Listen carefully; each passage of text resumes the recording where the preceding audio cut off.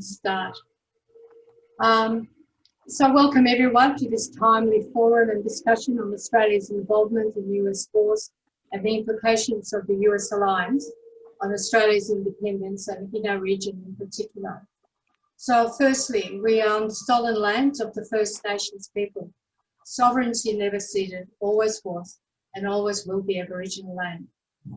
I'm on the stolen land of the Wurundjeri people and pay my respect to their cultures, traditions, and elders past, present, and emerging. We stand in solidarity with the First People in the struggle for justice, sovereignty, and self-determination. Our first speaker, Greg Barnes, will have to leave at 2:30, so we want to be starting on time to ensure that it's time for questions. Greg will speak for 20 minutes and then followed by 10 minutes. So could everyone please mute themselves for the duration of the discussion and enter your questions in the chat column. Charlie Joyce, up there, Charlie, you want to wave your hand? He's the co-host and he'll facilitate questions to Greg and later to Vince. Vince Scappatura will speak after Greg, and then there will be plenty of time for questions and discussion with Vince. So, welcome Greg. Greg is a senior counsel, barrister, and a long-time outspoken activist in the democratic and civil rights movement in Australia. He's a former president of the Republican movement and the Australian Lawyers Alliance.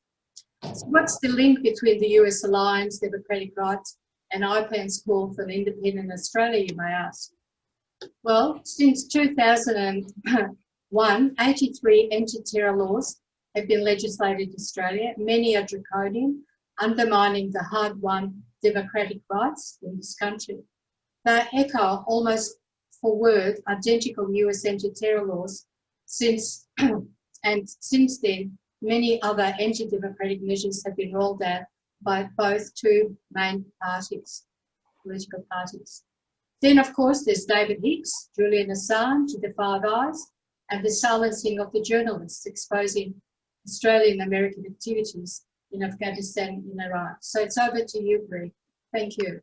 Thanks, Shirley. And can I acknowledge I'm on the land of the MUA-Victoria people in Tasmania, and pay my respects to elders past, present, and future.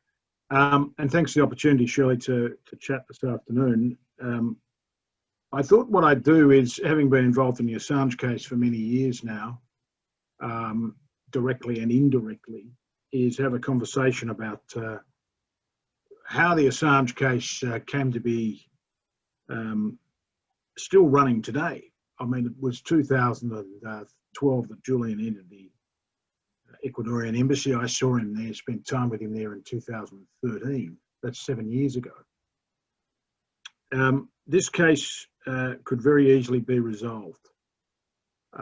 Bob Carr, the former foreign minister, with whom I've been doing a lot of work in recent times, has made the point, rightly, having thought about it again, his view is now that, of course, what Assange was doing was revealing war crimes committed by the United States in theatres of war, Afghanistan and Iraq, particularly the collateral murder video, which is simply aptly titled because it's cold-blooded murder by US soldiers of Reuters journalist and others, civilians. But you know, one of the issues in this case is the fact that it's an extradition proceedings. Extradition proceedings, for those of you who are lawyers here, often are political in the sense that sovereign governments have the right at the end of the day to refuse to extradite citizens. It's an unusual legal mechanism because the law generally doesn't like political interference. But in the case of extradition, at the end of the day, it's the minister, the relevant minister, usually the Attorney General or Justice Minister, who can determine whether or not a person is extradited. And we have seen cases in Australia where we've refused to extradite people, for example, to China. We've also shamefully handed over people to other countries with full knowledge of what might happen to them. In the Assange case, the strategy is really quite simple. Australia for better or for worse, and for worse in my view, is probably the loyalist ally that the United States has in the world. Nothing to be proud of, but no other nation has allowed it to just dump some troops in the Northern Territory the way it's done and keep building and adding to the number of troops. No one else has done the sabre rattling against China to the extent that Australia's been prepared to do. And of course, join an illegal war in Iraq and commit itself to Afghanistan, not to mention, of course, the shame of Vietnam. You would think that it might attract the minds of the Australian government to say, you've got an Australian citizen here who's being subjected to an unfair process for what? For revealing, as I said a moment ago, the crimes of the United States, the war crimes of the United States. He's a person who's an Australian citizen who was given his passport, a renewed passport by Julie Bishop the year before last.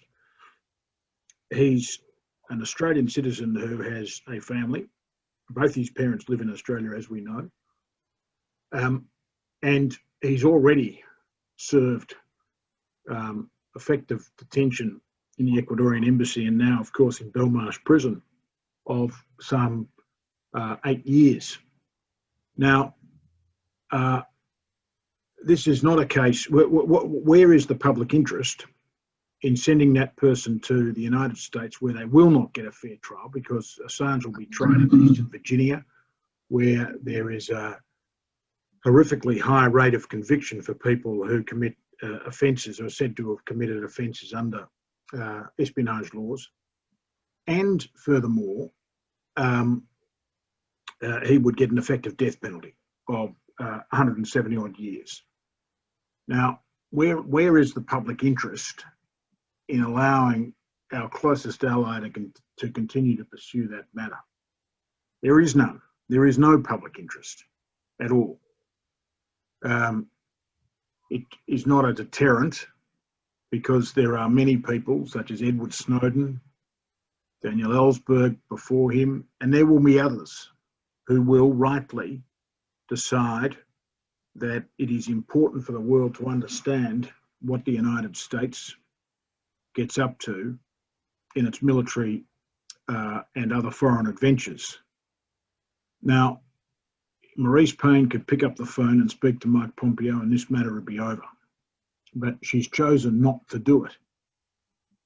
She's chosen not to do it, one can only assume, because whilst there was some pretense recently to seek to distance ourselves from the United States when Maurice and Linda Reynolds went to Washington, and in fact went to Washington when no one else was going because of COVID. There was an attempt by them to slightly distance themselves from the United States, but we ought not be fooled. They are joined at the hip. And so the Assange case is a demonstration of the fact that in the relationship between the United States and Australia, there is one power which holds all the cards and the other which is a willing sucker. Now, that's the only way you can explain the reticence on the part of the Australian government. It's not as though we haven't done it before. It's not as though we haven't, occasionally stood up to the United States. We did it in relation to David Hicks. We did it in relation to David Hicks because there was considerable pressure coming on the Howard government in marginal seats in Australia, courtesy of a campaign by Get Up and Alicia Brooks and others who worked on that campaign tirelessly. And so we can do it again. But I think the other issue for us about Assange is that what he also showed, as did Edward Snowden, is the way in which the United States infiltrates Australia. There's enormous hysteria at the moment about China. There's hysteria about China's alleged interference and alleged involvement in the Australian body politic and more broadly the Australian community, including the business community. I find extraordinary about those who are hysterical about it, which, by the way, includes some members of the Greens and others on who ought to know better. What's disturbing about it is, of course, that they're ignoring the fact that the United States has been meddling in this country, as you all know, for many, many years. And what Assange showed, of course, when the diplomatic cables were leaked, was the number of Australian politicians who were being duchessed by the US Embassy in Canberra and who were willing to reveal confidential information about their colleagues and about policy to the Americans. We also know from Edward Snowden that on a daily basis, Google, Facebook, and other forms of social media are sweeping up data that can be accessed at any time by the United States and, for that matter, by ASIO and Australian security agencies. So don't for a moment think that the perceived influence of China in Australia is even 1/100th, to use that term not in a precise sense, but to illustrate the point that China's supposed influence in Australia is minute. The United States' influence in Australia is extraordinary. Second, I think, only to Israel and its influence in Australia, largely because it's got a strong Zionist community here that pushes the barrow. Now, what is concerning, I think, is the fact that so many Australians allow themselves to be whipped up by hysteria and fear in 2020 about China, with the United States stirring the pot alongside its Australian friends. This is exactly what happened, and I'm not as old as some in Australia who will remember the 1950s, but I remember talking to my parents about it. And then, of course, in the 1960s, when the Red Scare was looming large, and you had the equivalents of Clive Hamilton putting out trashy books, whipping up fear and hysteria, and willing journalists taking the leaks from ASIO and the federal government. We're in exactly the same space, with the United States willingly egging it on, because at the end of the day, we are sadly an outpost of the empire. The only thing that gives me some comfort is that I think the empire is in decline. When your president is Donald Trump, and when the alternative is a 77-year-old career politician, and when you've got a country that's as divided and fragmented as the United States because of rampant inequality and racism, then I think we all understand that this is an empire in decline. But an empire in decline doesn't mean it's gone tomorrow. And the damage that can be done to this country, whether it's via the mechanism of Julian Assange, whether it's by the shameful and willful conduct of the United States in supporting Australia in the way in which it is cratering the relationship with China, the damage can still be done and will be done over the next few years. And so it's incumbent upon all of us to stand up on these issues, because far too often there's a default position in Australia which says that, well, we'd rather have the Americans here because we know what we're getting. Lastly, and then I'd be happy to take some questions. Lastly, I'd make the point that the Assange case represents, I think, an abdication of responsibility by Australia for one of its own citizens. And it represents an abdication by Australia of its commitment to the rule of law, because it's one of its own citizens who's being subjected to a prosecution which for the first time is using the Espionage Act, a legislation in the United States, in an extraterritorial sense. That is, Assange did not set foot in the United States in publishing that material. and the United States is seeking to extradite him. The precedent is set. If they're successful in this case, what's to stop the United States seeking to extradite an Australian journalist or any of you here from being extradited to the United States because you've released some material or you've talked about something the United States doesn't like? I'll probably surely end on that note, just with those comments, and I'd be happy to open it up for discussions and questions. Right, thank you, Greg. That was very informative. It was terrific. So Charlie Joyce is going to take over the questions from the chat. Charlie, do you want to read them out and Greg can answer? I can see there's a couple of questions there. Yeah, I'd be happy to. And yeah, thanks again, Greg. That was really, really great. First question from Warren Winton. The militarisation of our police forces increasingly copies the United States model of armour-clad, gun-wielding aggression, which attracts violent bullies and fascists. How can this trend be overcome to protect people's rights and liberties?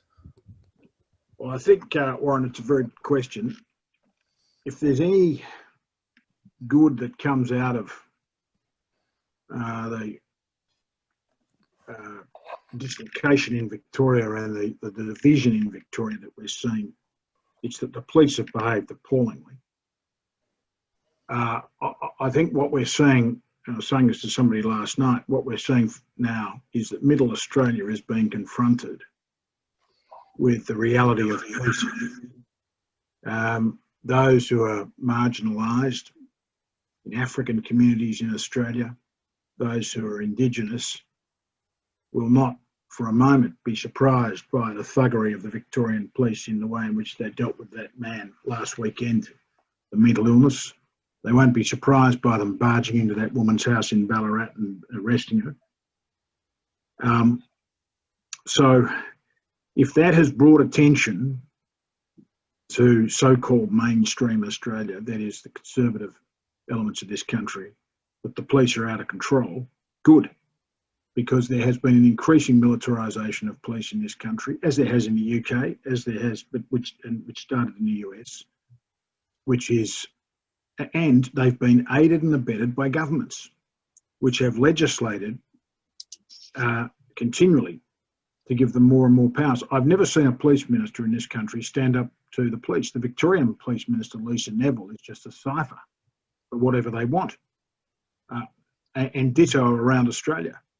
They are out of control, but as I say, if any good comes out of these terrible days, one is that we've now seen even the conservative press be alarmed by police powers and the abuse of police powers.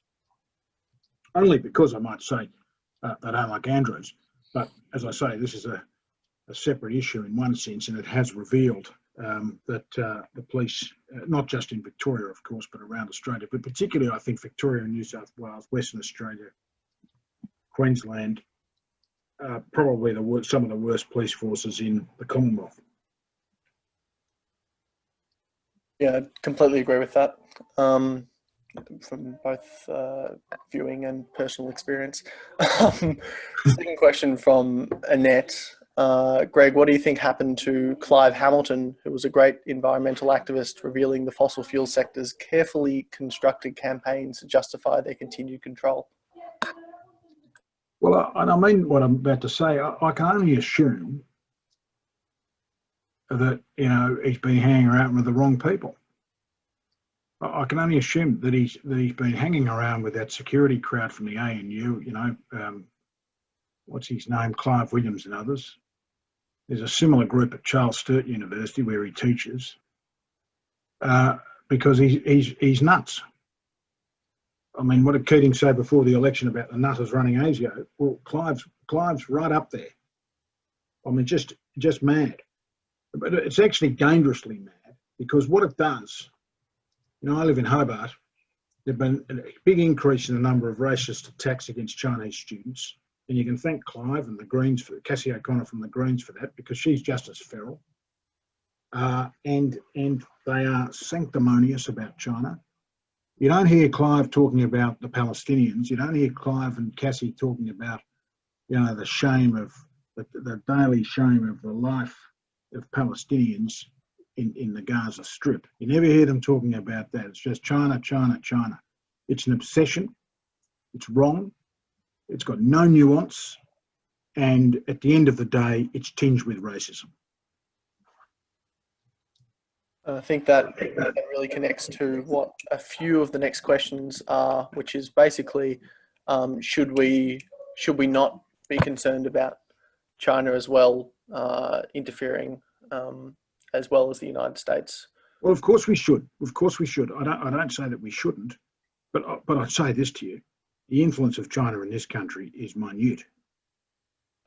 I mean, just because the Australian and, you know, Nick McKenzie at The Age say that, you know, China's all over the universities and China's, got a list of people. I mean, when you looked at its list of people, it included, for example, Tony Rundle, who was Premier of Tasmania in 1996 to 98. I mean, it wasn't particularly sophisticated. Let's compare that with the activities of the United States in this country every day. I mean, I can tell you now, when we've been to Canberra lobbying on the Assange issue, I'm told that the US Embassy comes up a week later to shore up its position. I don't also find ASIO and the AFP raiding in secret and dragging women out of their beds at 5 a.m, journalists from American newspapers in this country. This is one-sided. That's my point. This is one-sided, and it's driven by a sort of 1950s mentality. And as I was talking to Bob Carr about this the other day, you can't run your foreign policy on the basis of this sort of nutty behaviour, because you just created a relationship. Absolutely, and this is a question of my own, but I think there's maybe a few others that are on similar wavelengths. As you're talking about how the Australian government, the Australian intelligence services and military as well is so highly connected with the United States, sort of two-part. Do you think it's useful to even conceptualize these institutions as separate from the United States? So the Australian Army as a separate organisation from the US Army, ASIO as a separate organisation from the CIA and from the US State Department. And do you think, and as a follow-on from that, do you think that it would even be possible to separate these really tightly bound links between Australian state apparatuses and American state apparatuses to carve out an independent foreign policy? Well, the answer to your second question is just look at New Zealand. You can, in fact, have an independent foreign policy and survive and prosper. Or South Africa, for that matter. Well, I was over there start of last year. Very independent foreign policy. I mean, the Australian military and the security apparatus are just branch officers, aren't they? Branch officers of the empire. I mean, when do you ever find them? You know, I mean, the Five Eyes, as they call it, is so important, but it's really the Americans. We'll tell you what we want to tell you, and you know, we run along there, cap in hand, naively thinking that we're equal partners at the table, but we're just a branch office.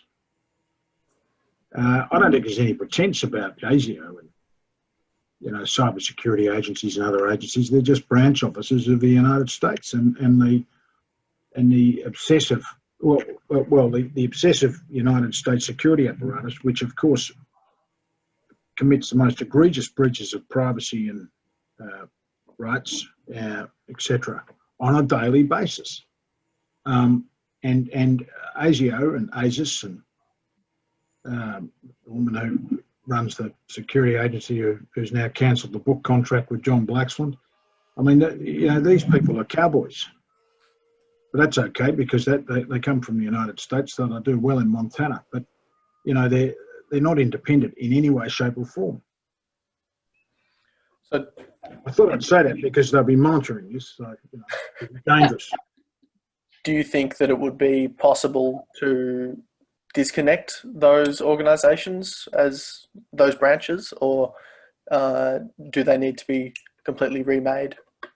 You need a minister. The last minister to stand up to ASIO was Lionel Murphy.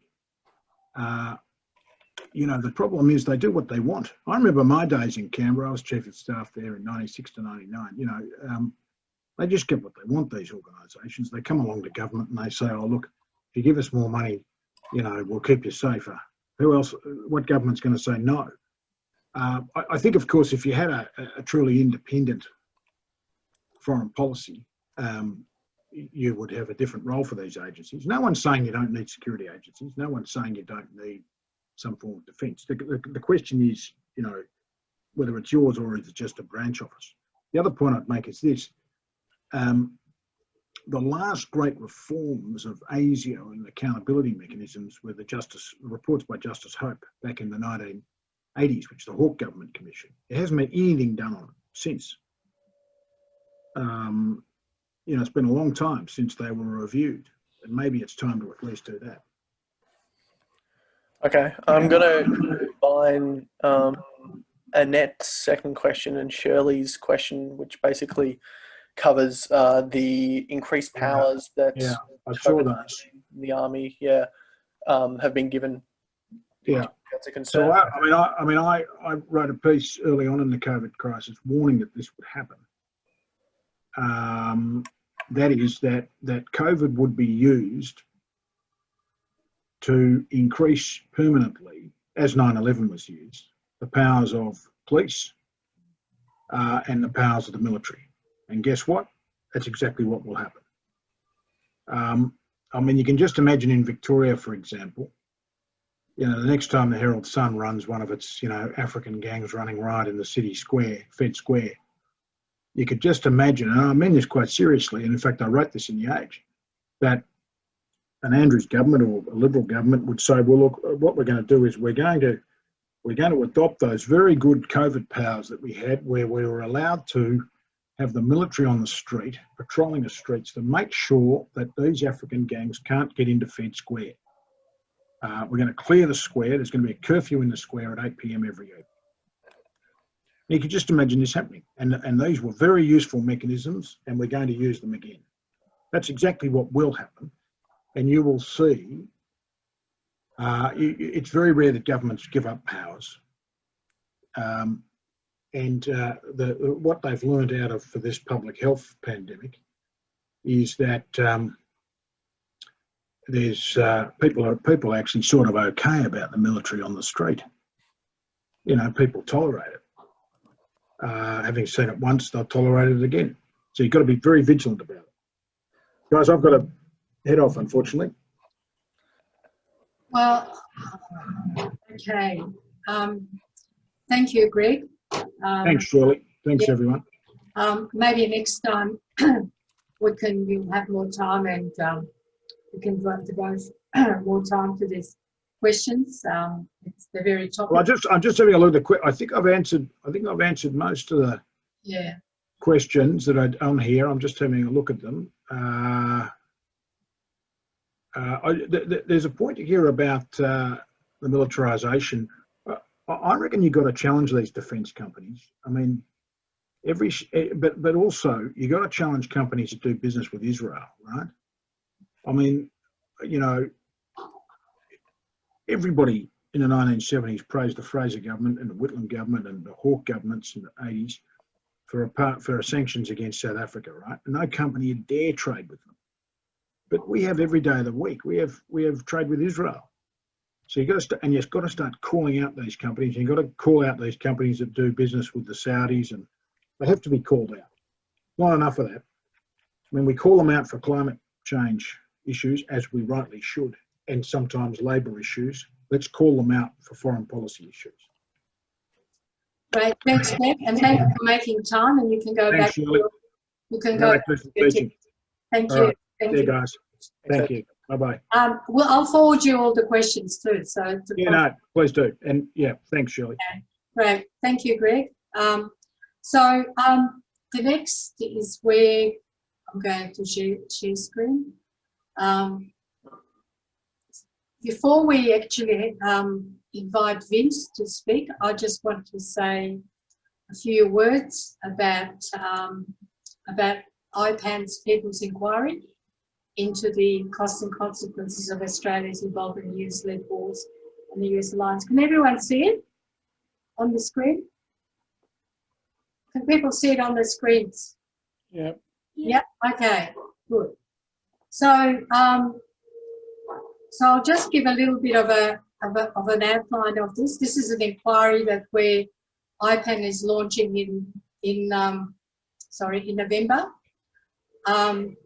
And so please, we're inviting people from all walks of life, from organisations and individuals, to make submissions to this inquiry. And there's a list of all the 8 subject areas that we are inviting ordinary people. We're inviting everyone to put in a submission, one or all of them or some of them. I should also mention that both Vince and Greg are leading panel leaders in this inquiry. Vince will be leading the military and defence, and Greg is leading the political and democratic rights. So we invite everyone to make submissions. If people are interested in this inquiry, could you please leave your contact details in the chat, or else there's contact numbers on the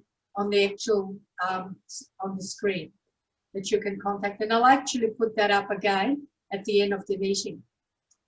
So we'll go back now. We'll back and we'll have a discussion with Vince. So, sorry, just trying to figure this out. I'm screen sharing about 3 different things, and then something else. Okay. So the next speaker will be Vince Scappatura. Vince teaches at Macquarie University in New South Wales. He's the author of the US Lobby and Australia's Defence Policy and many other notable articles. The Central Australia's military and foreign policies have always been subservient to foreign imperialist powers. First, the British, the Boer War and World War I, and since World War II, successive Australian governments, with one short exception of the Whitlam government, have aligned themselves with the US superpower economically, militarily and politically, and dragging Australia into almost every major US war of aggression in the past 60 years, and acting as its deputy sheriff in this region and rubber stamping every US policy in the UN. And I think people are quite familiar with the Australian government following legitimising US policies in the UN, including the Palestine, including Venezuela, and there are many other, the World Health Organization. So this compliance to the US and its policies is more than ever entrenched now during the global rivalries between the 2 superpowers, US and China. And this is threatening to drag Australia into a major war between these 2 powers, and Australia to be used as a US puppet in the region. But at the same time, there's more public questioning of Australia's involvement in US wars, our subservience to the US, and more voices are being raised calling for an independent and peaceful foreign policy. And there are more voices raised calling for public funds to be redirected away from global militarism and war to the urgent social, economic, environmental and health needs of the people. And of course, building friendship and solidarity with peoples of other countries. So thank you, Vince, and over to you. Okay, thanks very much, Shirley. Can everyone hear me? Yep, I see nodding heads, so that's great. I'm just going to share my screen. I have a little PowerPoint presentation to accompany my my talk today. But before I start, I would like to acknowledge the traditional custodians of the different lands on which we meet today. For myself, that is the Wadawurrung clan of the Darug Nation. And I'd like to pay my respects to the elders, both past and present. And of course, I'd like to also extend that respect to any Aboriginal and Torres Strait Islander people who may be present in the audience today. I'd also like to thank IPAN Victoria and Shirley and Charlie in particular for facilitating this event and for inviting me to give this presentation, and to all of you for taking the time out this Saturday afternoon to come and listen to what I have to say. So I was speaking at IPAN Victoria event last year. At that time, with very different circumstances, of course. I was able to travel down to Melbourne. I can't be there in person this time, unfortunately, of course. But I was really, it was a great event. At that event, for those of you who may have been there, I spoke about US soft power influence in Australia, looking at the relationships that have been developed over many years, the personal relationships and networks of influence that the United States has, that exists on a bipartisan level, and not just at the political level, but at the level of business elites, strategic elites, even in the academic community, through think tanks and so on. And that's the subject of a book that I wrote on the US lobby and Australian defence policy. I'm not going to talk about that today. I've spoken about that before, and it's a very important element, of course, of how Australian elites are tied into the political culture or environment which dictates an ever closer relationship with the United States. So it's important to keep that in mind as I'm giving you this lecture today, but it's not something that I'm going to go into in any detail. Last time I was in Melbourne, Professor Richard Tanter was also giving a presentation. Of course, he was talking about Pine Gap and the way that Pine Gap very much ties Australia in a very real way to the Pentagon's war planning and intelligence gathering activities. And you know, Professor Tanter has spoken many times, we've written lots about how Australia is in fact hardwired into US warfighting through Pine Gap, whether we would like to think of ourselves engaged or being able to be independent enough to make a decision about going to war or not. Pine Gap makes it automatic, not in a kinetic way, but more in a non-kinetic way. Again, so I'm not going to talk about these two very important elements of the way that Australia is tied to the United States, but it's worth keeping those in mind when thinking about what I am going to talk to you about today, which is the way in which the Australian Defence Force is being integrated into American warfighting doctrine. And in particular, I want to focus my remarks with respect to China. So the United States, all the branches of the US military have for the last several years been involved in developing new warfighting concepts.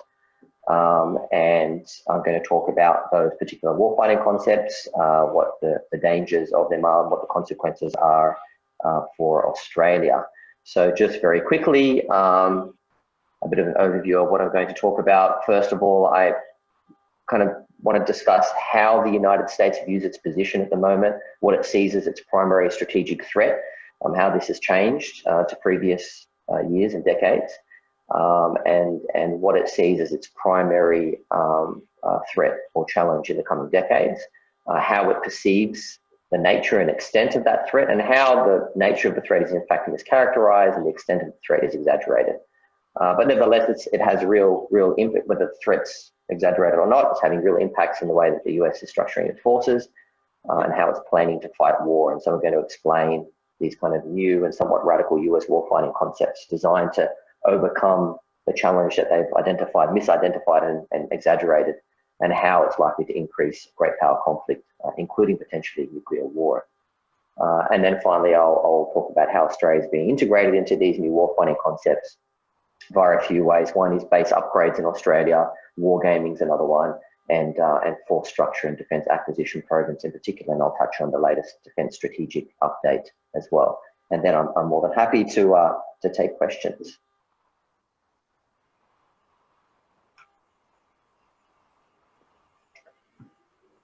Okay, so I'd like to start off by just showing you here an extract from a study that was commissioned by the US Department of Defense in 2017.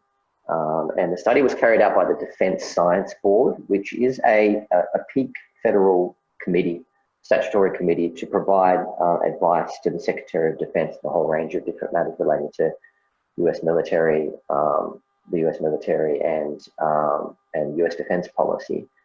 And the terms of reference were to advise the US Department of Defense and the Secretary of Defense on a strategy for countering the growing adversary capabilities by certain US potential adversaries to defeat America's ability to project power globally. And I want to share this with you because I think it reveals kind of the audacity of the US power projection objectives across the world and how it perceives a threat to those. So I'm just going to read you an extract there that I've put on the screen from on the slide from the study. And it kind of sets the context for how the United States views its position at the moment. The study says for nearly 3 decades following the end of the Cold War, US military forces have been able to prosecute offensive strike operations wherever and whenever needed. From Kuwait and Kosovo to Afghanistan and Iraq, US air superiority coupled with adversaries' limited land and sea-based defenses enabled the US to attack and defeat enemy forces with little risk and very low losses. So far, so good for US global military dominance. However, the study goes on to kind of lament and warn, the world was watching and learning. Potential adversaries, very shrewdly, concluded that permitting the US to operate freely in or near their territory would end badly for them in the event of hostilities. And thus was born what they refer to as the anti-access area denial strategy. So the report goes on to identify, and the US Department of Defense and the latest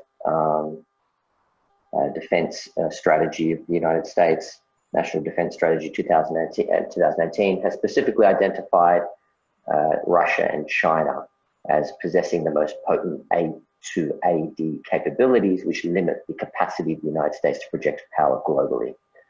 So A2AD basically stands for, it's area access, area denial, but it basically stands for advances, or is the result of advances in long-range precision missiles and the accompanying intelligence, surveillance, and reconnaissance capabilities that allow those missiles to target what they're looking for, and that are able to potentially deny the US ability to project power in the air and the land and the sea approaches of its potential adversaries. And in particular, although sometimes you hear references to Iran or North Korea, really who they're most concerned about is Russia and China. And in fact, in the future, China more than Russia. The report goes on to talk about why the A2AD capabilities of Russia and China are of particular concern. It links describes two asymmetries of power that exist between Russia, China, and the United States that kind of augment their A2AD capabilities. The first is the asymmetry of space and time. What is later referred to in the report as the advantage of proximity. That is, Russia and China have the advantage of being based in their own homelands when they're attempting to defend their territories and near territories from US power projection capabilities. That's the asymmetry of space and time that is considered a threat to US national security. The second is the asymmetry of stakes.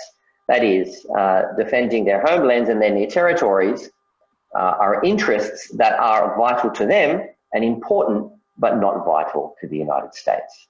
And once again, it is a disadvantage and a detriment to US security that the interests of its adversaries in defending their homelands and their near territories are vital for them, but not for the United States. So you kind of can't make this stuff up, really.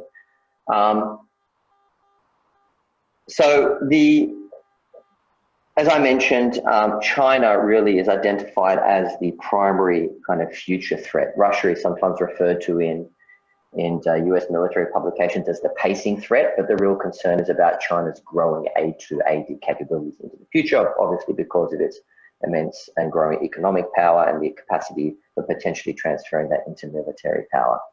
But I want to mention here that it's not just the nature of the threat, the idea that China and Russia are posing this great threat to US national security. Of course, it's on their borders and their near territories, not the territory of the and the near seas of the United States, where they are projecting their A2AD capabilities.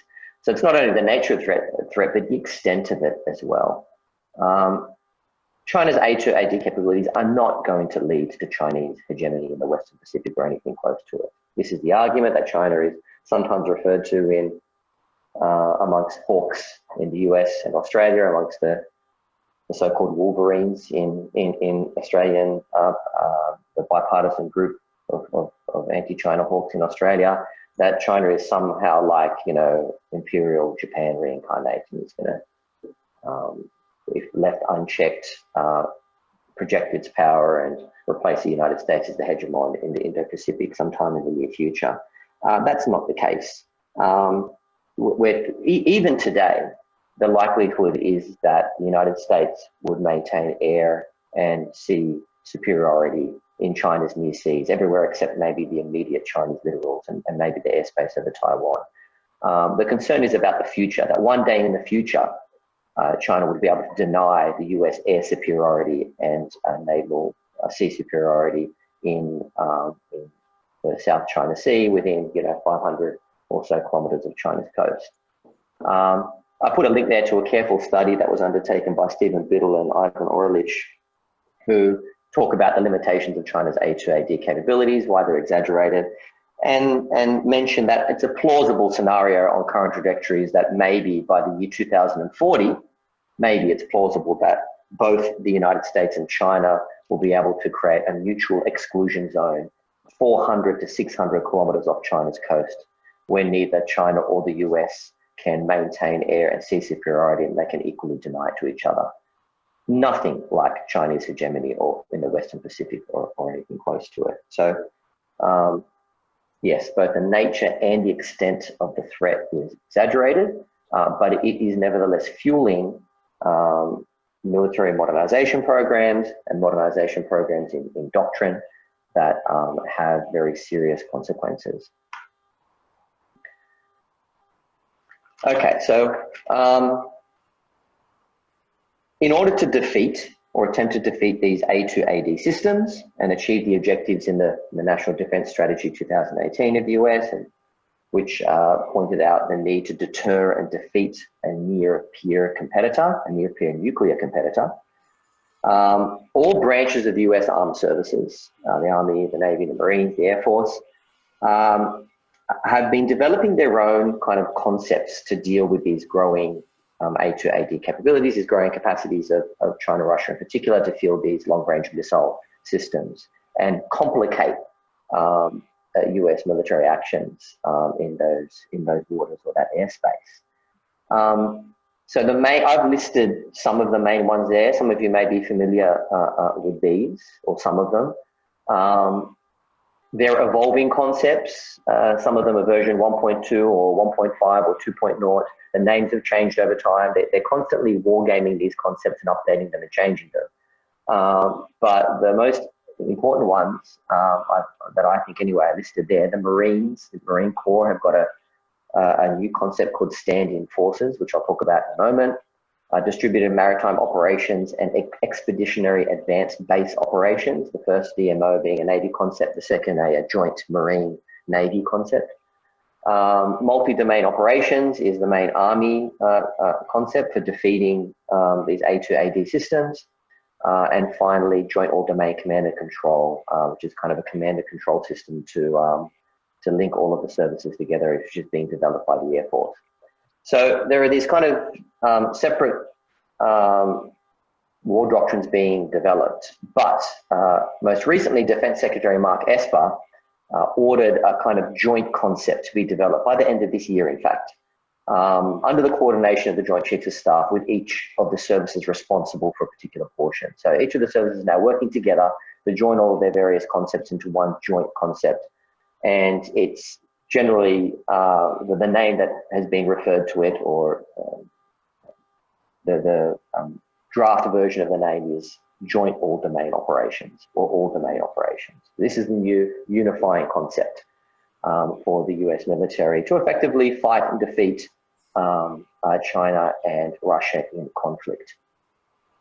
Now, before I go to the main elements of JADO and what it's attempting to achieve, I just want to point out that recently the National Defence Authorization Act for fiscal year 2021 was passed by both the House and the Senate in the United States on the 21st and the 23rd of July, respectively. This is the defence budget for the Pentagon, the biggest in US history, $740 billion. That's over $1 trillion Australian dollars. It tops peak spends during, the Vietnam War and during the 1980s military build-up. The principal justification in passing that act was regaining the advantage over Russia and China, with China and the Indo-Pacific theatre being the priority theatre. Both of the House and the Senate agreed, in fact, that they would be prioritising the Indo-Pacific in their respective defence bills. In the United States, you have an NDAA act in the House and one in the Senate, and then they kind of have a bit of a joint sitting to work out the details and then present one joint package. But both the House and the Senate in their respective defence bills agreed they needed to prioritise the Indo-Pacific, and they had their own separate funds. One's called the Indo-Pacific Reassurance Initiative, that's in the House. The Senate has their Pacific Deterrence Initiative. But the idea is to allocate, extra billions of dollars in funding for more missile defense systems, more forward basing, more pre-positioning of military equipment, more interoperability with allies, and so on, particularly in the Indo-Pacific because of the concern about China. So in other words, this new American way of war, this new warfighting doctrine, this concern about defeating China in particular in a war, this is a fully funded enterprise. So what is joint all-domain operations? Like I said, it's an evolving concept, and I've kind of gleaned these different elements of it, the most important elements from the various evolving concepts that are being developed by each of the armed services. And they are as follows. The first is a kind of a more dispersed and maneuverable presence operating within the adversary's A2AD threat zone. So the idea here is that in order to avoid the vulnerabilities of concentrated forces, large naval platforms, for example, or bases that could be targeted by China's long-range missile systems, the US is looking to disperse its forces over a wide area. And also to be able to operate within China's A2AD threat zone. And I'll explain a little bit more about that zone in a moment. But the idea is to create what they call the virtues of mass without the vulnerabilities of concentration. So dispersing the forces in very small teams, operating within China's threat zone as a way to neutralize China's long-range threat, long-range precision strikes, and then having larger concentrations of forces outside come in and finish off the job. The second is confronting adversaries before hostilities break out, seeking a strategic advantage in what the NDS refers to as the competition phase, or otherwise known as peacetime. So the United States is looking for, and the justification for this is that China and Russia are engaging in what they call grey zone activities. You might have heard that term before. It was in our latest defence strategic update. Activities like information and cyber warfare, electronic warfare, and so on. And they're engaging in these things all the time during peacetime, so we need to do it too. In fact, we need to do it more. So expanding, confronting adversaries, not just during hostilities, but rapidly and aggressively during peacetime as well. That's the second element. And the third element is kind of the command and control system to connect all of the forces together. So the idea of joint all-domain operations is joining all of the armed services in all domains, the kinetic domains, but also the non-kinetic domains like information, space and cyber, electronic warfare, and so on, and connecting them all together, all platforms, all sensors, and all weapons from all domains and all services, and to do so at machine speeds, integrating technologies like artificial learning, machine learning, and so on, in order to overmatch the enemy. So I'm going to go in, don't worry if you got lost with some of that stuff, I'm going to go into each of those three in a little bit more detail in the next couple of slides. Okay, so the first, return to sea control.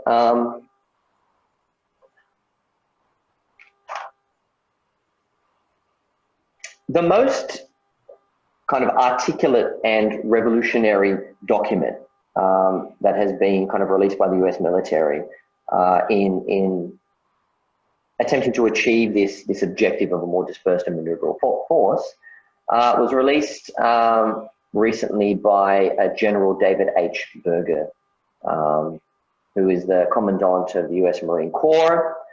He released his Commandant's Planning Guidance last year, and then an update earlier this year. And it really made a lot of waves throughout the national security community. According to the Center for Strategic International Studies, which is an influential Washington-based think tank, it really electrified the national security community. And the reason was that the US Marine Corps planned to completely retool solely as a single purpose-built force designed for great power conflict with China. And there was a good kind of article in the Wall Street Journal, which I've got the headline up there, kind of explaining this shift. So no longer would the US Marines be equipped to fight multiple wars in different environments, whether it's desert warfare or Arctic warfare or counterinsurgency warfare. No.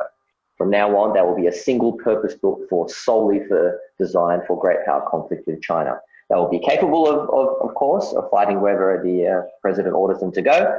But this is the primary objective in terms of defense acquisitions and force structure and so on.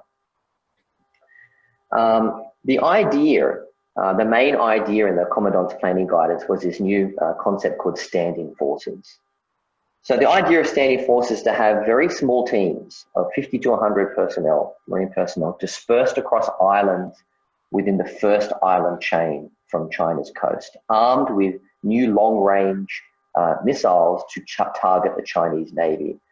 These long-range missiles are under development. The US was barred from having ground-based long-range missiles as a result of the Intermediate Nuclear Forces Treaty, but the Trump administration withdrew from that Cold War treaty recently, and so now they are unrestrained in developing new ground-based long-range missiles, which the US Marines are looking to purchase, to develop, and to deploy within China's first island chain. So the first island chain, for those of you who don't know, is just the first chain of major archipelagos out from China. So on the diagram there, it's that indicated by that kind of dotted line.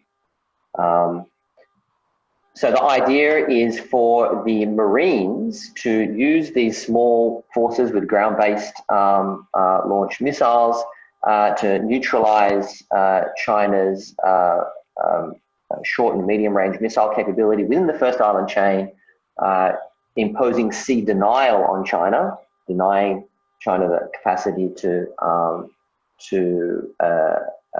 achieve its superiority and that off its coast, and then allowing larger concentrations of forces in the outside zone to penetrate that inside zone and finish off China's missile and ISR capabilities.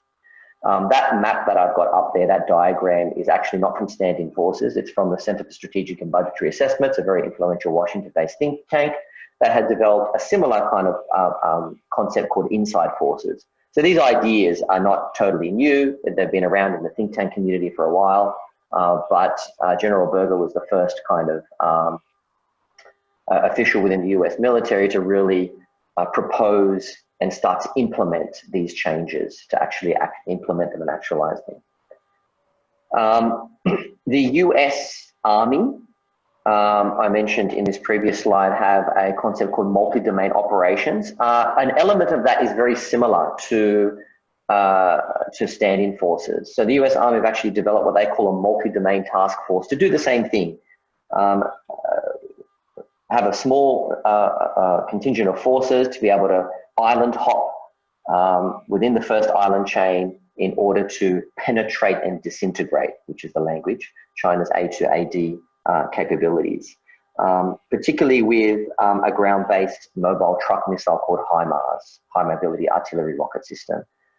And the US Army and Marines were training with HIMARS with Australian troops in Talisman Sabre last year. But I'll kind of go into that a little bit more when I talk about how Australia is being integrated into this. But yes, both the Army and the Marines have teamed up with the Navy, who are all on board with this new concept and this idea of operating within China's first island chain. I mean, the US military, of course, is already in first islands chain. They're already present there. But this is talking more about pre-positioning equipment, pre-positioning long-range missiles, and really escalating and dispersing the forces within that region to make them less likely to be vulnerable to China's missile capabilities. Okay, so that's the first element of JADO. The second element is, as I mentioned before, this confronting adversaries before hostilities break out in the competition phase. So this is, apart from using multi-domain operations to penetrate and disintegrate China's A2AD, this idea of engaging in conflict during the competition phase is something that the US Army, in fact, is really pushing for. The Army's new doctrine, MDO, calls for the need to aggressively and persistently confront China during peacetime, utilizing non-kinetic actions in order to gain a strategic advantage. And so to do this, they've actually created a new unit as part of their multi-domain task force unit that I was mentioning before, called the I2Qs unit, Intelligence, Information, Cyber, Electronic Warfare and Space Command. And they've already been wargaming this concept, and this unit is already being deployed. This idea of confronting China in the competition phase is not just about passive intelligence gathering. It's not just about listening in and trying to gather intelligence on what China is doing. It's about actively testing and stimulating enemy radars, jammers, cyber defenses, to in fact create a response in those systems that can be analyzed and then fed into targeting databases. This is probably not something entirely new. I mean, it's been suspected that the US, which conducts ISR missions along China's coast already, hundreds of times per year. In fact, there's been an increase recently. In the month of July alone, for example, there were 67 sorties of large reconnaissance planes that were recorded from public sources, and there's probably many more than that. These kinds of activities really get up China's nose, understandably. They see it as preparing the battlefield, not just freedom of movement for military ships and vessels, but preparing the battlefield, therefore a threat to use force and therefore a violation of the UN Charter. Now, whether that's a valid concern or not is kind of really beside the point, because of course there's no way the United States would accept the kind of scope and number and type of intelligence activities that the US does day in and day out on its own coast. And of course, China doesn't undertake any of these activities right off the US coast. While it's suspected that the US Navy has already been undertaking some type of kind of active, aggressive intelligence activities, the Army is being very open about it now and talking about how we really need to compete on this at this level. The other thing that's kind of a bit of a novel concept is the idea of pushing for an interagency, both Defence and State Department effort, to resurrect information warfare. The kind of operations that were around, during the Cold War, but were eventually dismantled in the 1990s.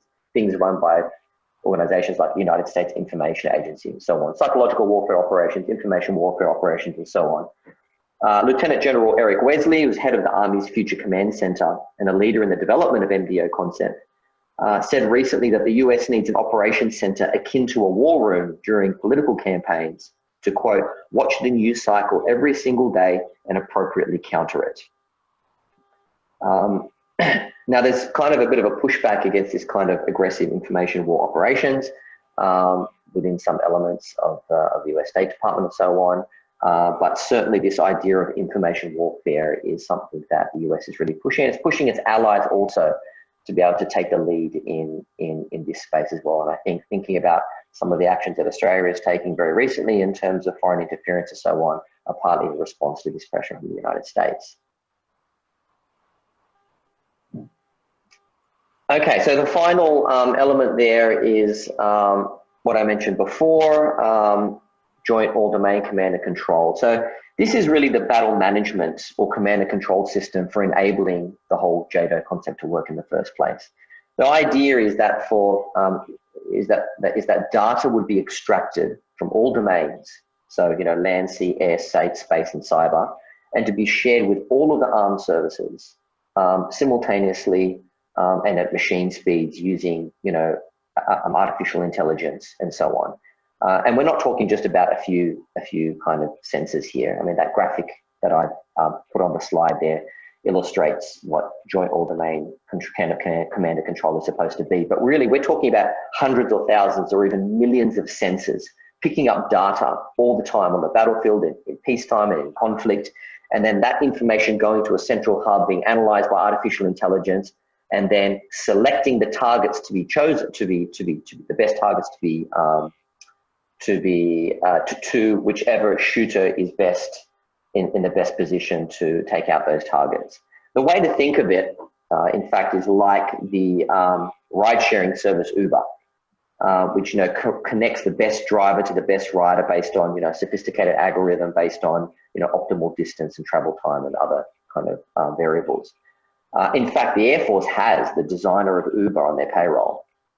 And about a dozen other industry leaders to design this system. Recently, the Army, which has its own kind of command and control system, but is working closely with the Air Force with JADC2, tested this system in something called Project Convergence wargame, which reduced the kill time, or the kill chain, sorry, which is basically the time it takes for a space or a drone sensor to detect and then target and then the time it takes from that detection to a piece of artillery opening fire on it down to 20 seconds. Australia is in fact slated to participate in Project Convergence in 2022, or at least Australia has indicated interest in participating along with the UK in Project Convergence in 2022. Okay, so that's the JADO concept in a nutshell. Consequences, it's probably pretty clear from that what the consequences are. Of course, it heightens the tensions and increases the likelihood of conflict. When you're operating within the first island chain of China, when you're undertaking aggressive ISR operations, when you're confronting China in the competition phase, engaging in information warfare and striving for dominance in all existing and new domains of warfare, what the US military used to call full spectrum dominance, then of course you're increasing the likelihood of conflict. Albert Palazzo, who's a director of war studies at the Australian Army Research Centre, recently gave a talk on multi-domain operations in particular, not the whole integrated JADO concept. And he made a few points which I think are really relevant. The first point he made was, what's next? If the US happens to disintegrate and penetrate China's A2AD capability and starts, sailing ships up and down its coast, is China simply just going to give up without a massive escalation and a prolonging of the conflict? I mean, the likelihood is that any type of conflict with China is likely to escalate very quickly. The whole idea of MDO is that the US would be able to engage in a quick and decisive action to eliminate China's A2AD system and have a very short conflict.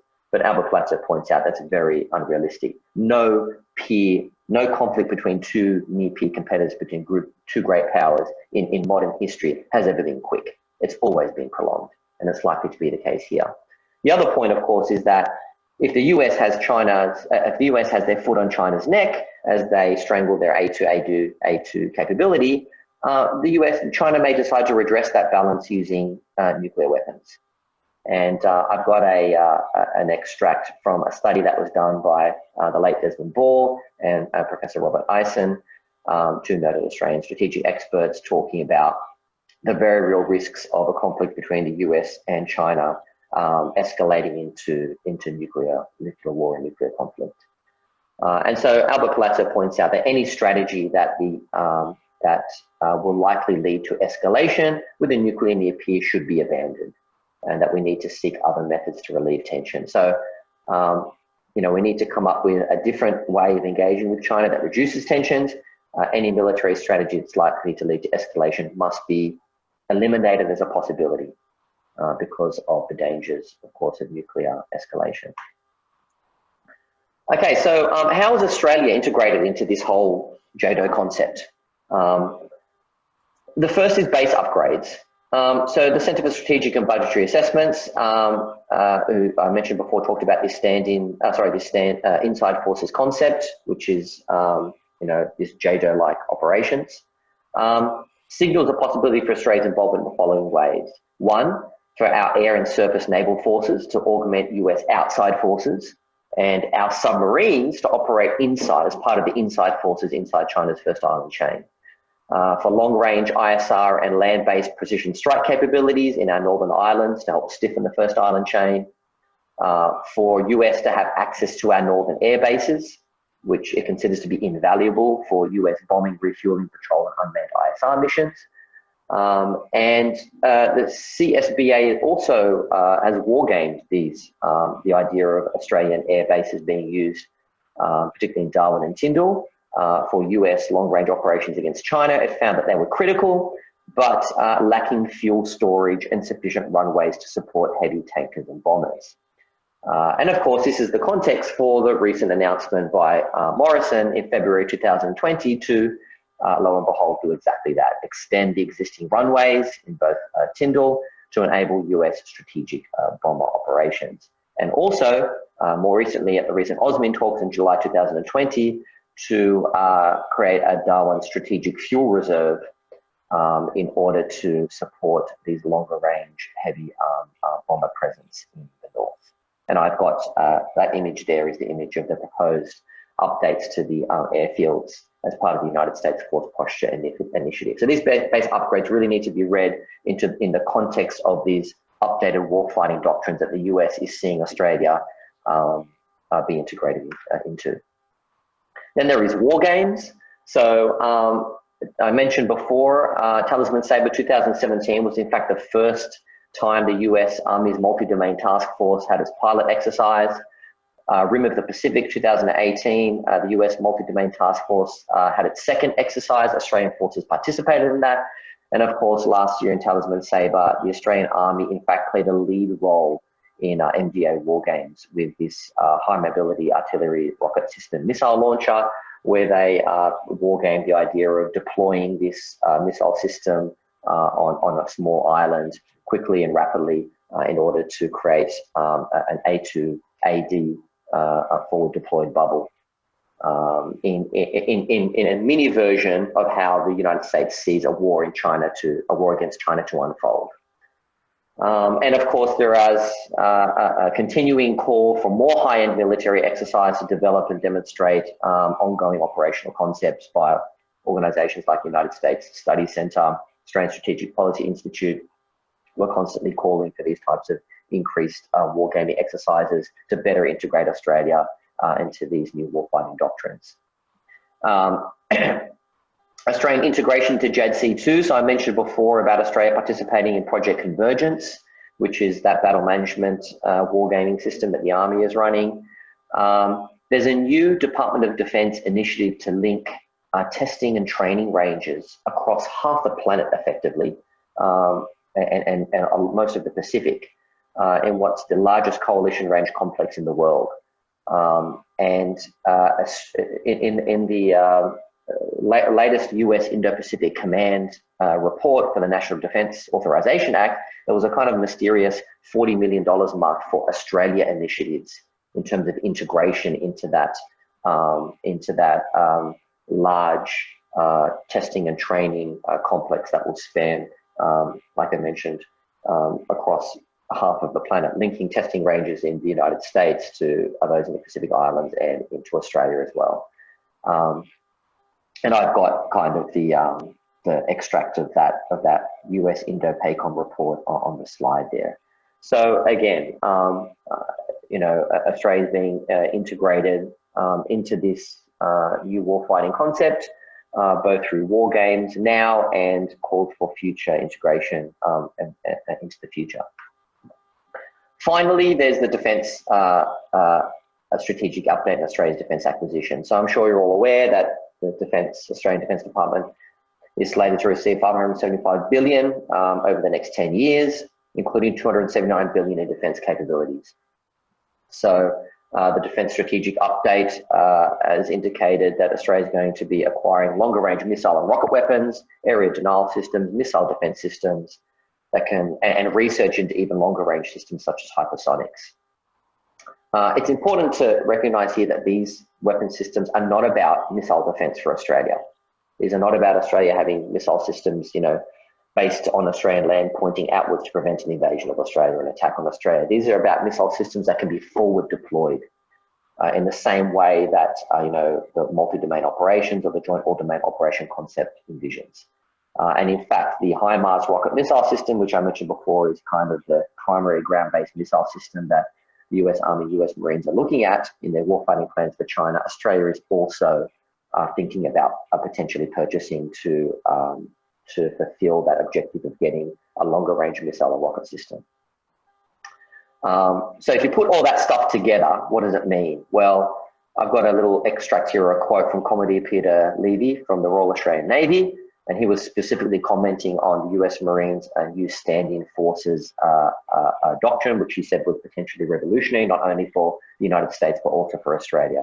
And he says, Australia's Defence White Paper 2016 and the associated integrated investment plan articulated the need for greater long-range strike capabilities for land forces, including deployable land-based anti-ship missiles.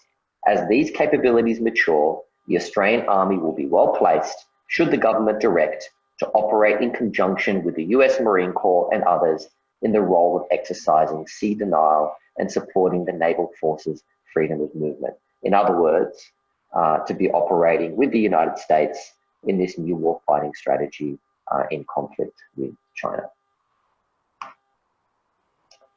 And that's where I'm going to leave my presentation. And yes, as I said, more than happy to take questions.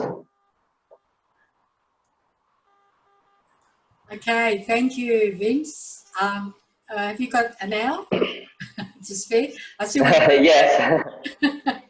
We've got, I think we've got about nearly 20 questions. So, yeah, that was a very detailed presentation and a lot of evidence and fact, which are really important in our campaign. So, Charlie, do you want to take over? Sure thing, Shirley. Thank you. And, yeah, again, thanks so much, Vince. That was incredibly in-depth and really eye-opening. I'm going to begin with a question that came up a couple times, which is basically, is conflict or even war between the US and China unavoidable? As I know a few have theorized, and following on, do you think that the conflict over the Taiwan Strait will be the trigger for that? So it's definitely not unavoidable. No, the war between the US and China is not inevitable. I still think that both the United States and China, well, they certainly do not want a war with one another. It would be devastating for both countries, far more for China than it would be for the United States. But the United States in particular is risking potential escalation, whether by a war starting by design or even by accident, by these very kind of aggressive actions. In terms of Australia being, participating in such a war, it's also not inevitable that Australia has to participate in such a war if such a war were to break out. But all of these actions, all of these, military warfighting doctrines, Pine Gap, obviously, which I didn't talk about in this presentation, but our defence acquisitions, our intelligence links with the US, the personal relationships that I mentioned before, the kind of soft power that the US exercises in Australia, the networks of influence it has through think tanks, through research institutes, through political elites and so on. all of that creates tremendous pressure for whoever happens to be in the hot seat if a war between the US and China were to break out, to pressure Australia to get involved. It would be very, very difficult for Australia to resist participation in any war between the US and China that broke out. Not inevitable, certainly not inevitable, but certainly very difficult to resist. Yeah, I hope that answers the question. Yeah, certainly. That was really, really good. Another question that's come up a couple times in people's both discussions and questions is, what is the role of the sort of integration of elite Australian business and defence companies and these sorts of things as an economic incentive towards both militarisation, increasing tensions, and war? And how do you think that can be maybe minimised, combated, undermined? Right, yeah, so this is the whole, military-industrial complex which exists, not just in Australia, but the United States as well, of course. Yes, this is a big issue as well. I don't think that, the arms companies, and they're primarily US armed companies, which often receives the bulk of the contracts that Australian Defence Department dollars go to in the first place.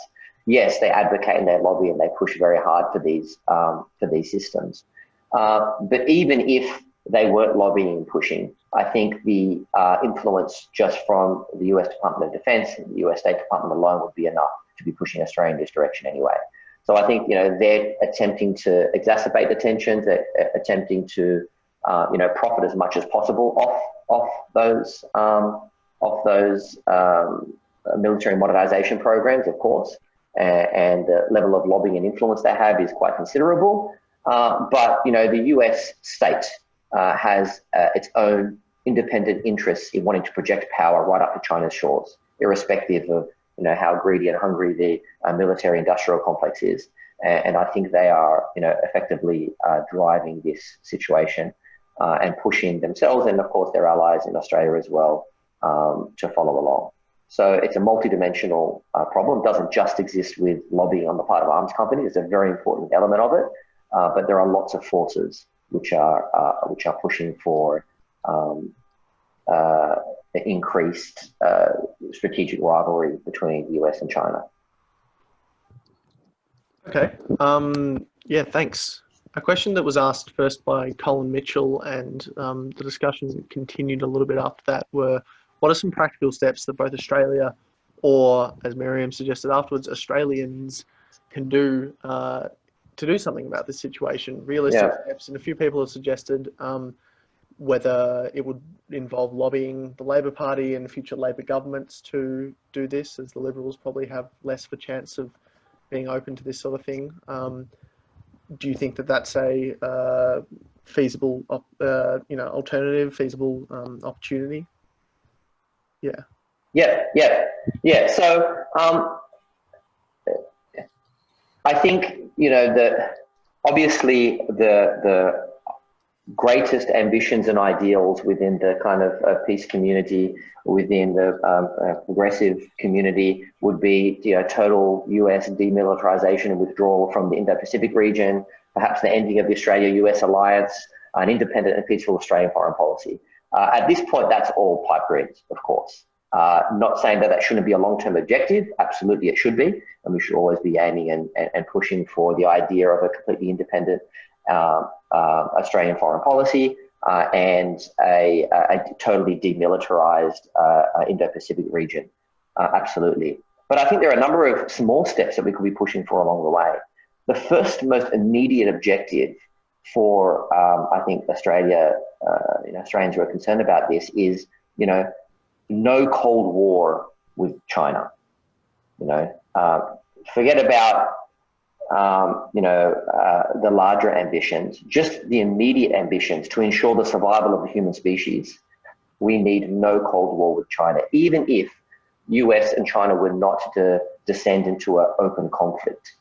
An open kind of Cold War between the two world's biggest powers will mean, the chances of addressing things like climate change, an existential threat, or, arms control, or nuclear weapons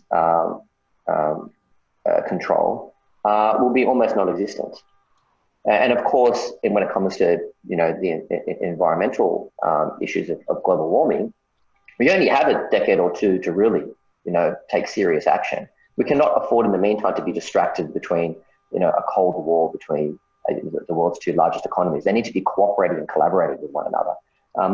Professor Mark Beeson, a noted Australian international relations expert, wrote a piece recently called How to Avoid a Cold War in a Hot Planet.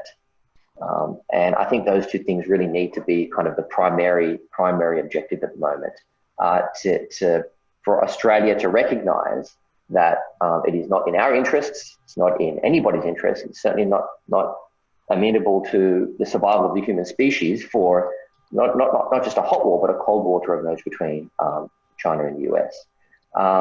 So yeah, I think the immediate objectives are very important, but they should be focused on this and I think it is achievable, because there are elements, of course, even within the United States, progressives in the United States that are very serious about wanting to see action on climate change and are concerned also about increasing tension between the US and China, that we could align with them together in a kind of a global movement to avoid a cold war between the US and China, because this is effectively a global security problem.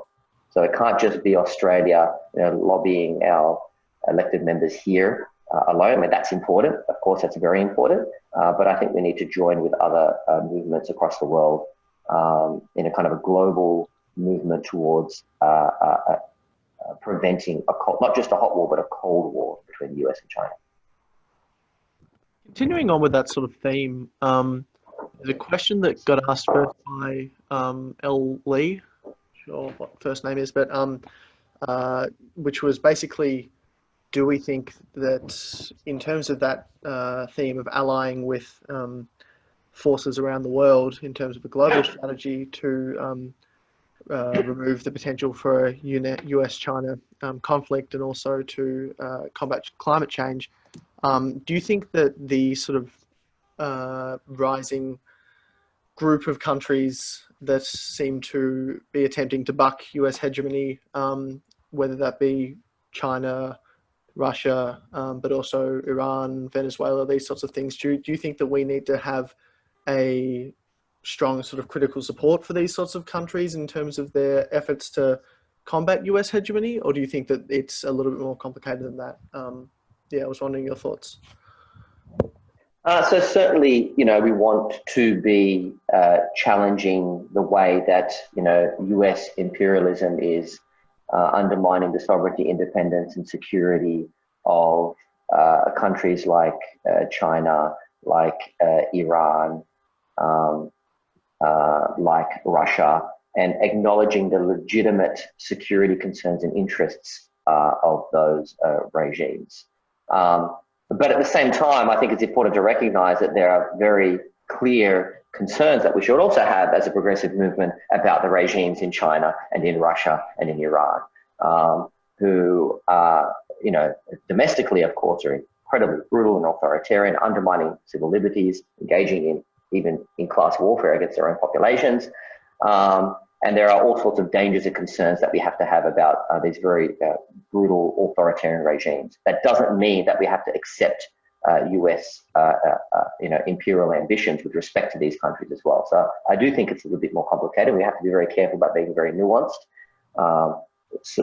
Supporting China and Iran and Russia in their attempts to resist against US imperialism is something we should support, but we should also be equally critical of their own attempts to throw their weight around, their own attempts at expansionism, but most importantly, their authoritarian measures within their own populations. I mean, all these countries that you mentioned, they're mainly a threat to their own populations. The way that the US likes to portray them is that they're threats to the rest of the world, wanting to export their model of authoritarianism across the world, which is what is said of China. I think the biggest concern and threat is for, the Chinese population, certainly not for Australia. Thanks. So Something that Shirley asked, which I'll begin with and then continue with Miriam's question from a few minutes before. It's basically the US and China's economies and also the Australian economy are really interdependent at the present. And perhaps it's that interdependence that's preventing an all-out war. However, both countries are now trying to decouple their economies.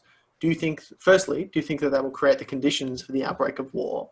And secondly, as Miriam asked, do you think that we could use, the corporate angle play on to corporate Australia's interests in peace to ensure that conflict does not break out? Yeah, so firstly, it's not both countries that are trying to decouple. The US is trying to decouple from China. China's not attempting to want to decouple from the United States. They're obviously heavily dependent on the US market. And as we can see by the sanctions that the Trump administration has put on China, it's an incredible amount of strategic economic power that the United States has, to be able to crush, large Chinese conglomerate corporations, whether it be ZTE or Huawei or whatever, and the incredible amount of pressure and strategic economic power that they have. We can never imagine China affecting the same kind of economic leverage over the United States or either any other country. I think there's been a little bit of exaggeration about China's growing economic power and how much economic leverage, strategic leverage that China's economic power gives China. The United States is still undoubtedly the world's largest and most important economic hegemon. And I think that's reflective in the way that it's been able to affect sanctions on China, the way that it's attempting to decouple. There was, in terms of using the corporate angle, there was a time when we like a few years back, when we were hearing voices from, the business community in Australia, particularly those who had interests, tied to China, particularly in the extractive industries and so on, who were talking about, we need to kind of not be so gung-ho with the United States, openly calling for or criticizing. At the time, I think when it was Gillard announced the Marine Air Ground Task Force would be based in Darwin, you heard some business community leaders come out and criticize that. They've gone silent, more or less.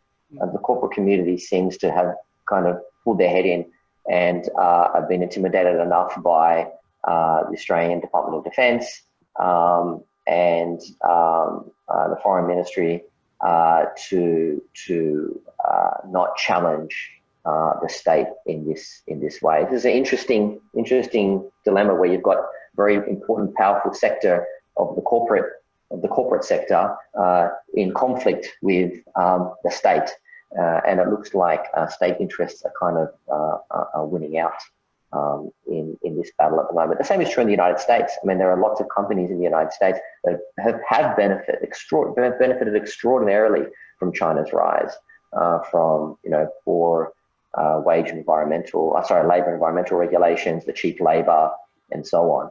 I mean, Apple's gotten super rich off, and Google and the other big tech companies off the Chinese market, and off using Chinese cheap labor to produce their products. And they're also upset about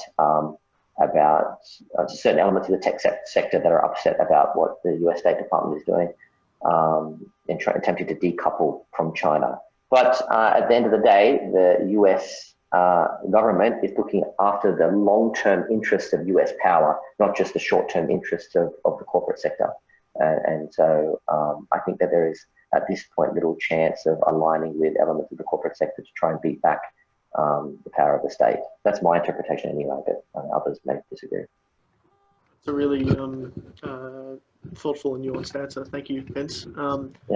A question Leonie Saunders asked, that she has read that the USA is in deep debt to China. Is this true? And does this have implications for the rising conflict between them? Yes, but the idea that there was a lot talk for a long time about China having this debt weapon against the United States, that it had all this economic power as a result of owning so much of US Treasury bonds. It was all exaggerated and inflated. The fact that China owns so much of US debt doesn't constitute a weapon at all, and that is because, of course, China buys all that debt and then uses it to export to the United States. it is very dependent on the United States market for its economic growth. As we can see in the recent attempts by the Trump administration to partly decouple from China, China's economic power with respect to the United States is very, very minimal. Sorry, Charlie. Just Vince, you've been going for an hour. Are you happy to go for another 5 or 10 minutes? Yeah, 5 or 10 minutes is fine. Yep. Thank you. Sorry, Charlie. No worries at all. I was wondering when, how much longer. The questions are slowing down a little bit. So if we're 5 or 10 minutes, maybe 1 or 2 more questions. So I think we've kind of covered most of the things that were in the questions that were in the chat. I guess the one question that we maybe could return to, I think you covered a little bit, but what should we, as concerned Australians, as IPAN, as an organisation, be doing in this sorts of in terms of these sorts of things? So I think it's the anti-China hysteria, the pro-American sentiment has such control over Australian discourse. What can we do to change that as individuals and as organisations?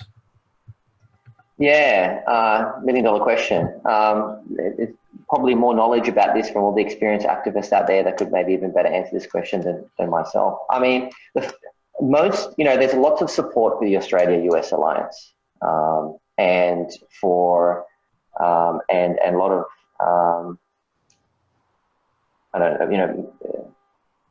ignorance regarding what the Australia-US alliance entails. So the first step, as with any movement, needs to be education and awareness raising. The Australian government is not going to start pushing for no Cold War with China, or to start distancing itself from the Australia-US alliance, to be enacting a more independent foreign policy, unless there is strong public support for that. And there's not going to be lots of strong public support for that unless the Australian public understand what the consequences of our alliance with the United States is. I think, the idea that, you hear it all the time, you see it in public opinion polls, that, the Australian public is very supportive of the Australia-US alliance. It doesn't matter who's in office, whether it's Trump or Bush or whoever. Yes, the support for the alliance goes down a little bit, but it always pops back up again, and overwhelmingly Australians support the US alliance. Yes, but I think that's because most Australians don't even understand what the alliance is or what it entails, what the consequences are, how closely we're integrated with the United States, and what the consequences could be, especially now with the emerging conflict between the US and China, just how grave the consequences would be for any conflict. I also think that there's an opportunity within the younger generation as well. There's certainly been a shift in attitudes between the younger generation, who have kind of grown up in during the so-called, never-ending wars, the forever wars they're called, in the Middle East, in Afghanistan, Iraq, and so on, who grew up after the Cold War, after the September 11, and have grown up with nothing but US intervention, militarization in the Middle East, really unpopular type wars. And don't have the same kind of attachment to the United States that the kind of older generation in Australia does. So I definitely think there's opportunities within the younger generation, the under 35s in particular, for reaching out and mobilizing. I certainly see it in the university sector, like the students that I teach that are coming through, now in the last 5 years are far more willing to be more critical of the United States than, 10 or 15 years ago. So I think capitalizing on we should be really capitalizing on how abysmal and dangerous the current US president is. We should really be capitalizing on that. It should be a very easy job to inform the Australian public about why it's so dangerous to be creating an ever closer relationship with the United States with this crazy megalomaniac as the US president. It should be really easy for us to be able to convince the Australian public about why this is a bad idea. Right. Thank you, Vince. Partly answering the previous question that Charlie was asking about, and everyone's asking, it's on everyone's, I guess, on everyone's lips. What do we do? So can I just remind people, as a first step, IPAN is launching the People's Inquiry into the costs and consequences of the US alliance. One of the key factors about this inquiry is that it is a means of reaching out to a wide cross-section of Australian people. So the purpose is to do that education that Vince has just been talking about. So it's a means to do a lot of the grassroots, making grassroots connections. It's raising awareness, it's educating, but it's also engaging people in asking those questions and contributing in the conversation. So I, again, encourage people, I'll put up the notice again about the People's Inquiry. There are contact numbers there that people can contact, or you can, as I've said earlier, you can note it on the chat, your details. So I think we should finish. And look, Vince, thank you for such a marathon presentation. It was so much to think about, and so loaded with facts and evidence, which is so necessary in our campaign for a peaceful and independent Australian foreign policy. So I'll put it up, but before that, I just want to thank everyone for coming and contributing and joining in what is really a lively conversation. Particularly, I want to thank Charlie for doing such a magnificent job. And I'm not being patronising, Charlie. I think, the way you've managed to combine the questions has been a real asset to this conversation. And so everyone keep safe and keep up the struggle for justice, peace and an independent Australia. So now I will share the screen, and hopefully we'll see you again in November, where, or possibly we've got an IPAN AGM in October. So we'll be inviting all of you to attend again, and there'll be some keynote speakers like Vince and Greg at the AGM. So thank you, and please take a good look at the People's Inquiry before you go. Great, thanks everyone. Thanks, Vince. Thanks, my pleasure. Anyone got any questions about the inquiry? I meant to ask that. Anyone wants to make comments about the inquiry? No? Can anyone hear me? I think we're all ready for a cup of tea, Shirley. Well, I thought I'd give you an opportunity. So thank you again, and goodbye. Thank you. Shirley, someone's just asking, where will the recording of the session be published? When and where? Oh, sorry. Yes. So it will be, we've got the recording, so it'll probably be published, if you're happy with that, on IPAN's website. And also we can circulate it by emails, if you're happy with that, Vince. Yeah, I'm fine with that. Yeah, absolutely. Yeah. Okay. Bye. Goodbye. And thanks. Bye. keep fighting struggle. Bye. Thank you, Shirley.